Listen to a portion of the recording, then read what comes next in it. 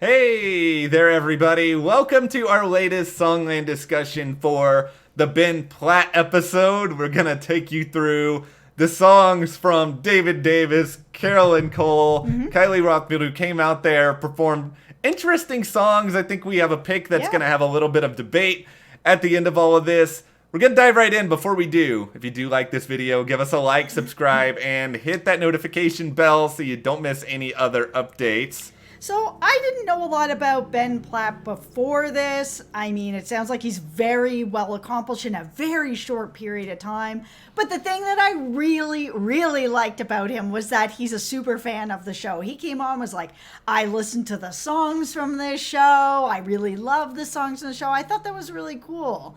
I've heard of Ben Platt. Like I know some of his endeavors, but kind of with you in that I don't know a lot about him musically in terms of like as an original artist, what he would bring to the table. So I think seeing him on the show in that capacity was interesting. And he kind of was a little bit like, at least not so much in terms of what he picked, but more in terms of how he acted. I feel like I would have been a lot like that if I, was somehow the singing superstar going into Songland, where I would be like nerding out at various things, doing, Songland songs and talking about them. He was a fun person to have on the show. Yeah, he was really fun. And I also like that he knew exactly what he was looking for, that he said, I've done, this stuff over here. I want something specifically that's sort of pop. I want to move a little bit into this direction. So this is where my head is at.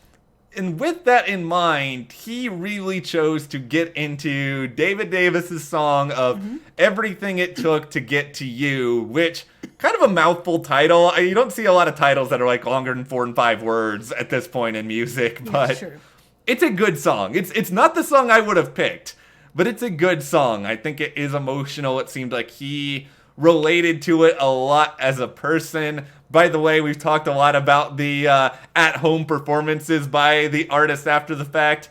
I'm a really big fan of the Ben Platt stay-at-home mustache thing he had going on at the end. I thought that was pretty fantastic. Yeah, it's pretty good. No, I liked the message behind the song because there's a million sort of like songs that are kind of like that. That's like, oh, everything it took to get to you and now we're broken up. That's usually where it goes. It's kind of a breakup song. But then we have this sort of twist on that old classic of everything it took to get to you and it didn't work out. Oh man, well, how did that happen? Where it's everything it took to get to you and we made it work. The growing pains of going through all this and we're still together. It was worth it kind of thing. So it's just like, okay, this is a cool message that you don't really get. I think ultimately, if you're on Songland, you got to go with kind of what appeals to you most emotionally, because you are the person who has to get out there and sing it in front of everyone. Yeah. And I think probably having that connection means more than necessarily does it have the biggest hook or does it have that one line that's really going to get to people. Because I think hook-wise and maybe just like message-wise, I think the other two songs are more interesting to me. But I'm not the person in Songland. I am not the person who's making these decisions, and I don't think he picked a dud by any means. No, I think this was a really good song, but this is not the song I thought he was going to choose, and it's also not the song that I thought he should have chosen. If he's really looking for something that's more in this pop genre, there was other choices there. And for me, the song that just, like, it really stuck with me was Kylie's song, Lonely, then changed to Ghosts.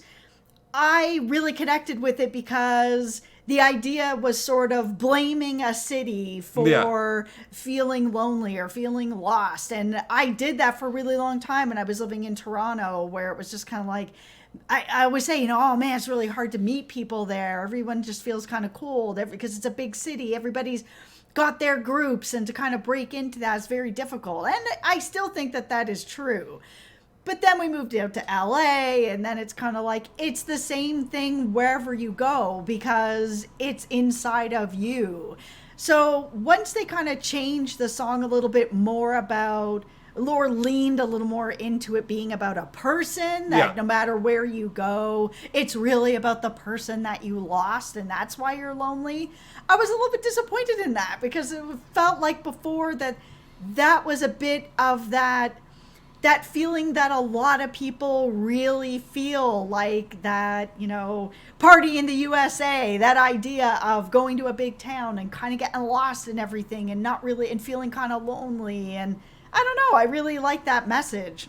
For me, I actually like the second part better. There was one line in the Ghost version that it was sort of like, if you're gonna haunt somewhere, I hope you haunt me, or something along those lines.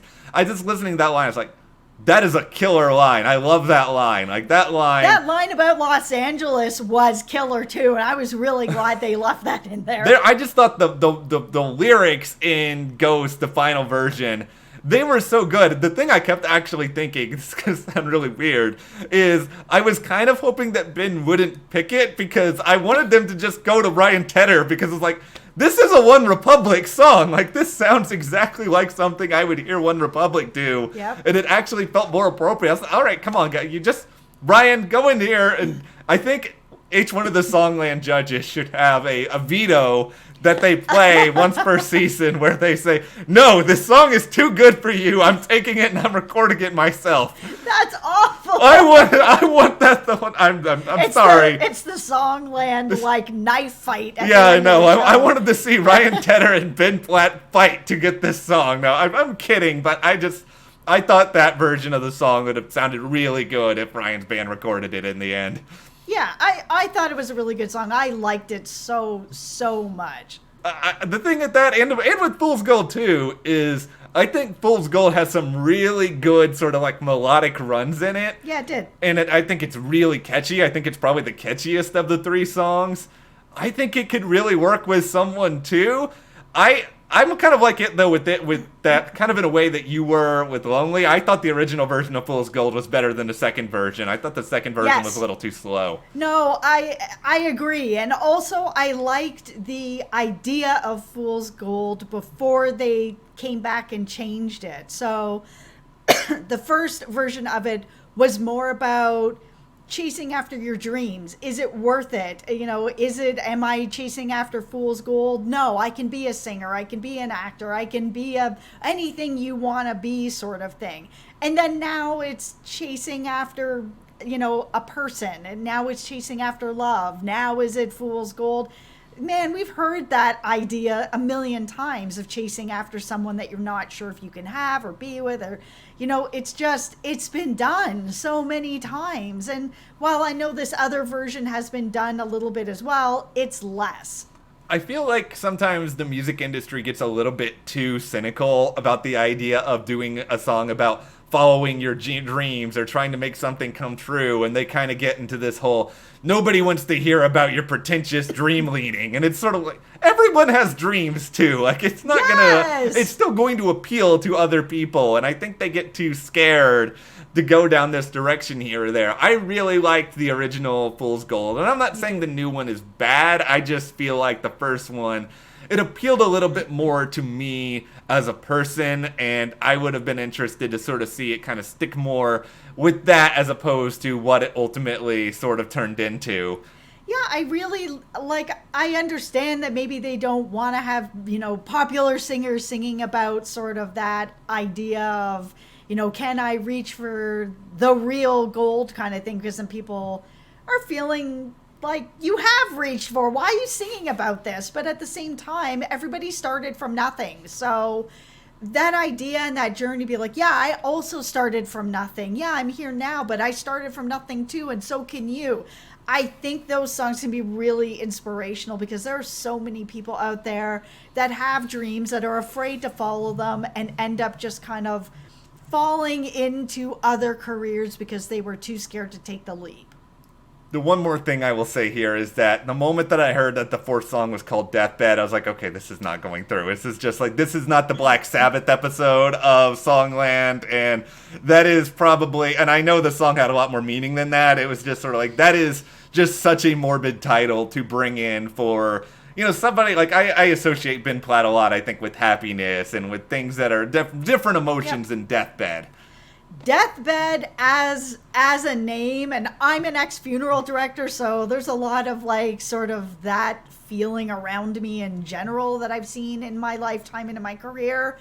It was real dark. I heard that title and I just felt already, I was just like, no. Yeah. No right away. I haven't even heard it yet, and it's absolutely no, or that title has got to change. It is so dark. Yeah. I can't, that's a very small group of people that are going to hear the name Deathbed and be like, yeah, that I want that song. It's just too, it's so dark. Yeah.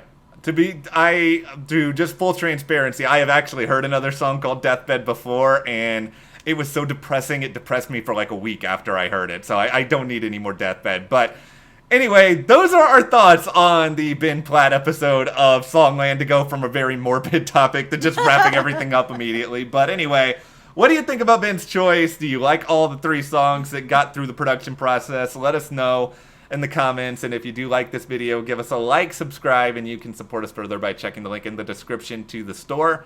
And we'll see you here next time.